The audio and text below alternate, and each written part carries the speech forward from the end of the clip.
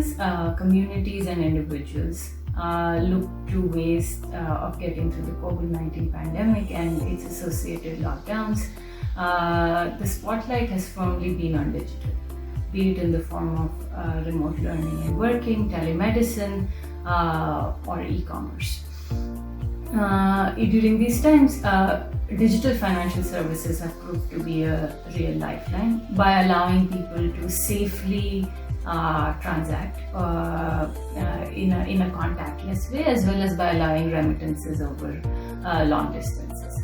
So, for example, data from the NPCI and the Reserve Bank of India suggests that the percentage of transactions made through UPI actually grew during March and April of 2020.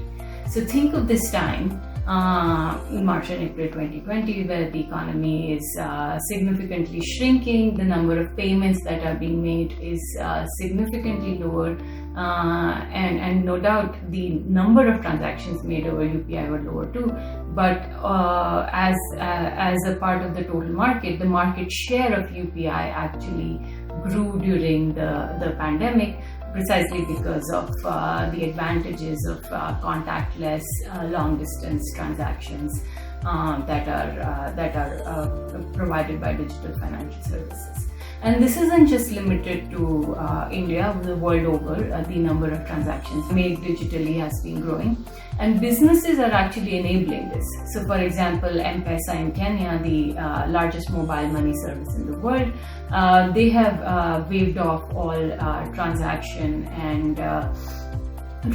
fees and peer-to-peer transfer fees below a certain threshold for a period of 3 months, precisely to enable people to transfer money safely.